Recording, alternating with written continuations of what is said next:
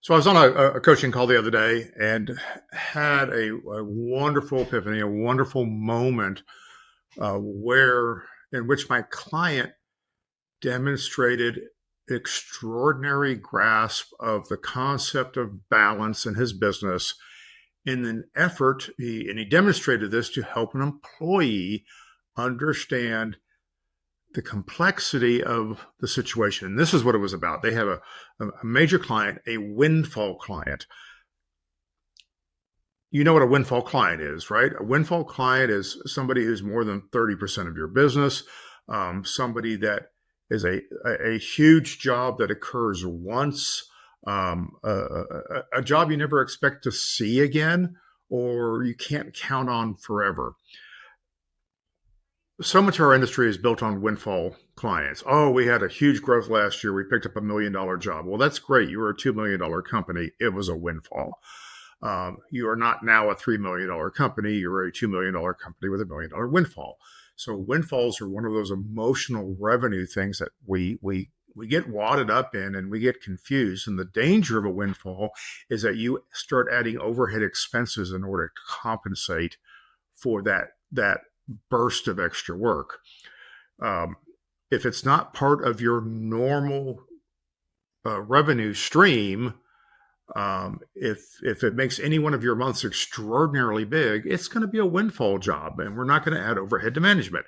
Now, in this situation, we were discussing a client which might be on the edge, might be showing signs that they might dump, and is a windfall job, and they've done it for a few years. And it's helped them make a lot of money, but the owner has very carefully not increased the size of his company based on this one client. He recognizes that it's a windfall, and they outsource liberally to support it. They outsource to support other jobs where necessary so that they can maintain their staff level with this work that they have. And in the discussion about how we're going to deal with the signs that the client is sending us and the conversations we need to have and how we need to approach it and all those things. The owner paused for a moment because there was the head salesperson was on the call, and he reassured the head salesperson that losing this job or this client was not going to ruin the company. No employees would be laid off. We weren't counting on this revenue. We are not. We have not increased the size of our company to support this. We'll be back to our normal size and normal profitability. It is not the end of the world. Now, having said that, we'd like to keep the client. Absolutely. So, knowing that this is a windfall client allowed the team to have the conversation more rationally, less emotionally, and boy, that's a much better relationship with revenue than what I usually see. Welcome to your weekly dose of uncommon sense, helpful insights, and tough love. I'm your host, Tom Stimson. The Intentional Success Podcast comes to you through the generous support of Mertz Crew. Mertz Crew helps top AV companies book quality AV freelancers. Your choice, your rates. We handle contracts, insurance, and payments. You save time, cost, and reduce risk. Start today at mertzcrew.com. Now on to the show. Okay, well, that was a long preamble. Here's what I want to talk about today. Balanced companies know that revenue is fickle, right? Revenue comes and goes. We can't rely on it, especially in our industry. Therefore, balanced companies never stop selling. You cannot be balanced if your selling organization is not fully staffed, fully resourced in order to be selling at all times. You have to sell 12 months of every single year, right? You don't just sell when you're slow, you sell when you're busy because that reduces the amount of slow time that you have up ahead. And balanced companies get this.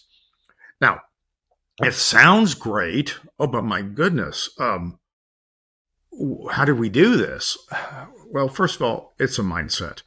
Now, I will go back. I will reference my book, Balance, that you guys, if you haven't read it, please, go download it, get it on Audible, do whatever you need to do. how to build a scalable business with less stress and more profit. Reducing stress is often about revenue because revenue is emotional. However, I admit that the conceit of balance and the concept of balance and the book balance and all the iterations of balance that I throw at you, the conceit of balance is that you can mindfully control your emotions while consistently choosing an intentionally scalable path. Wow. And it's tough, right? Revenue is emotional. Revenue is a dopamine hit. I get it. I enjoy it. I enjoy winning a new client, but then I've got to do the work, right? It's a dopamine hit. I love every time, somebody buys a ticket to a workshop. It's a little dopamine hit. This is why we get on our phones all the time and we're looking for something. This is why we do busy work because we're trying to accomplish little tasks so we can feel good about things. We're looking for too much dopamine. And if you're looking for dopamine in revenue, the hits are huge and the lows are too low. So we've got to get out of this addiction to these emotional, chemical reactions to something that we are not really good at controlling. Now, having said that, hey, why don't we think about maybe controlling this thing? So, some things that we need to remember is that no one's going to pay you to start your business. You're going to have to get revenue. You're going to have to earn profit that one day you're going to pay yourself.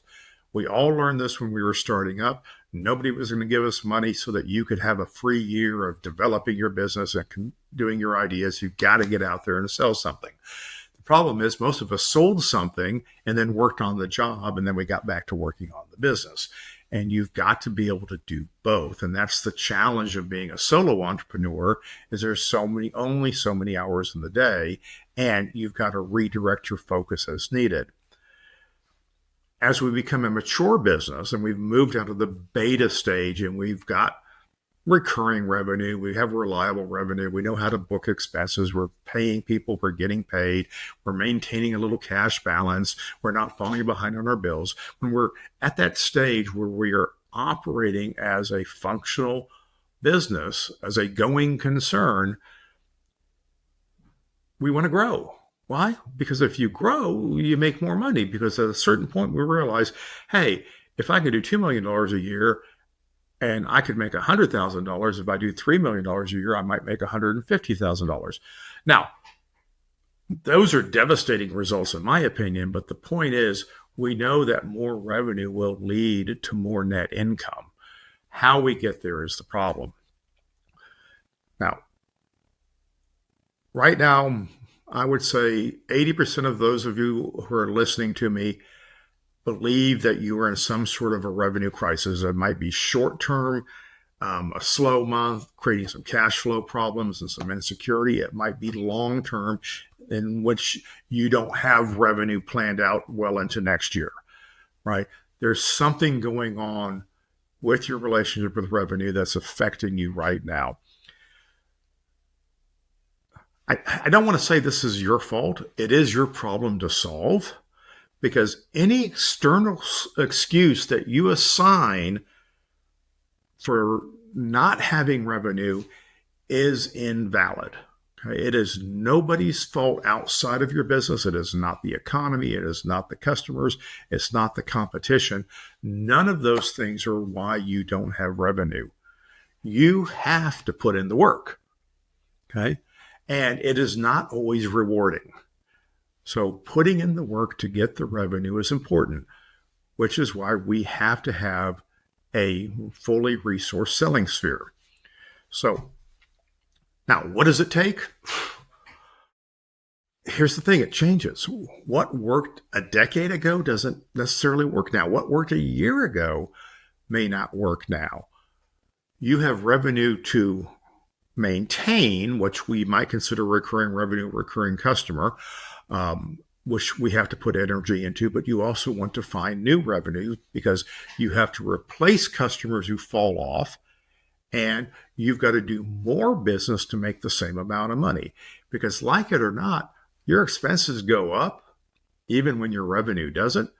And most of your expenses are buried in overhead. Your cost of goods sold go up. You can fix that in revenue, but your overhead expenses are constantly growing. Your rent's going to go up. Your utilities are going to go up. The salaries are going to go up. Your phone bill is going to get bigger. All of these things keep growing. So in order to make $100,000 10 years ago, you might have needed $1 million of revenue. Now you might need two to make the same amount of money. It doesn't sound fair, but again, you have some control over this. Now, I'd like you to make 20% operating profit. Don't get me wrong. I'm using some very low figures because I don't want you to feel too bad about yourself.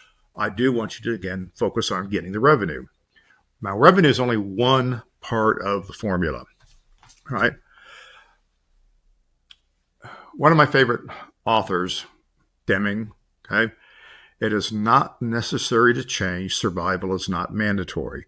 These are not his exact words. Whether he said it that way or meant it that way is actually debatable, but it is one of his most famous quotes. Most of us need to change. Okay? We need to change because what we're doing no longer works. And how you acquire revenue might need some rethinking. Some things to consider in your revenue cycles, and you're going to put effort into getting revenue, and I know you can do it. Economics are cyclical. There are things that causes up and down in economics, but that cycle is fairly predictable. We know that we're going to go into a recession. All the indications are there. We survived on a very strong economy, and now we're going to get the other edge of the sword, as we say. So that is going to affect revenue. Now, it could reduce the revenue that you're used to having, but that doesn't mean you can't get more revenue. Again, the power is in you. You have to put in the work. So survival is not mandatory. You don't have to put in the work. You can just wait for the phone to ring, right? But where's your dopamine hits, right? Where's your profit? How are you going to mitigate your risk? You've got to work on your business all the time. Balanced companies know that revenue is fickle. Now, what are you going to do about it? So economics is cyclical, but revenue does not work that way. Okay. Your lack of revenue is not economic. Your lack of revenue is predetermined. We can look at your sales funnel. We can look at your forecast and know what your revenue is going to be. You have the history. You may not have the experience to do that, but most of your forecasts are predictable. And if you're not putting any effort into selling, and we're going to have an economic recession that's going to pull back business 20%, I guarantee you, if you're not putting in any other effort, your revenue is going to reduce by 20%. You better reduce your overhead, or you better fix your revenue. So we always have to work on revenue. And even if we put all of our energy into revenue in a recession and we pick up some market share, we may not fix our profit problem. Okay. However, we will be able to survive. And as we come out of the recession, that revenue will become more and more valuable. Remember all that revenue that you gained in 2022? For some of you, it made you wildly profitable because we had this huge surge of business. Your overheads were really low. You had to outsource like crazy. You know, you were being asked to do things that you couldn't do, so you charged more and people bought it anyway. It was a fantastic year. But then what happened in 23? The market kind of corrected. The revenue demand settled down a little bit. You added some overhead because, well, that's what you thought you were supposed to do because we were so burnt out in 2022. We added overhead, but we didn't necessarily put the effort into revenue that we should have. And so many of us had a downturn in 23. Okay. 24 was a rebuilding year. What is 25? We don't know. It is kind of a crapshoot. So there's always energy you need to put in revenue. If you keep your overhead down, then you can live in the world of balance. And balance right now should be telling most of you is that your forecast is probably soft. You probably got some things clients aren't ready to commit to next year. They're hedging on their budgets for this year, which will affect their budgets next year. Some shows are not coming back. You've lost some shows because of tariffs or whatever. Whatever is going on, all of these signals are affecting your forecast, and it should be changing your response to the situation. Where do you need to put in more energy? It doesn't take much time to put energy into managing some overhead costs. It doesn't take much time because you do it already to manage direct costs on the business that you sold. The rest of your energy needs to be spent on selling. So all of this is a right way of, is a long way of saying we've got to address our relationship with revenue. Revenue is not dopamine, it is survival. We cannot live on dopamine. You need actual nourishment. You need recurring revenue. You need to get on the dopamine hit of having a successful year and knowing you're going to have a successful year going forward. A successful year is not defined by revenue. A successful year is defined by operating profit, your satisfaction, the peace and harmony in your company, the control that you feel over your outcomes. And if you put the energy into more revenue, you will have more revenue to work with, which will increase your operating profit, give you the opportunity to do more things. The first sale, I say, is always to yourself. You've got to convince yourself that this is actually important. Okay. And you've got to look at windfall jobs as windfall jobs and keep putting energy into building your core business of ideal customers. And that's selling, it's marketing, it's business development, it is estimating, it is design, it is all those things that you need to do to help win customers over so that they will choose to buy from you. And this has to go on all of the time. This is the highest and best use of your selling organization. Your selling organization should be focused on new business, retaining old business, and not on the execution of current business because you have a whole planning and execution team to handle all of those things for you. So there you go. Quick self-check. Where are you getting your emotions from? What is causing the ups and downs in your feelings about your business? Chances are it's all tied to revenue. And that is one thing that is actually under your control. Work on it, and it will make a difference. The outside things don't matter. That's why you're working on it, because you can control what you do. You can't control what other people do. So please put some energy into it. If you need some help, reach out. I'd love to talk to you about it. Thanks for listening. If you liked this episode of the Intentional Success Podcast, please leave a review and don't forget to like and subscribe. This podcast has been brought to you by the helpful folks at Mertz Crew.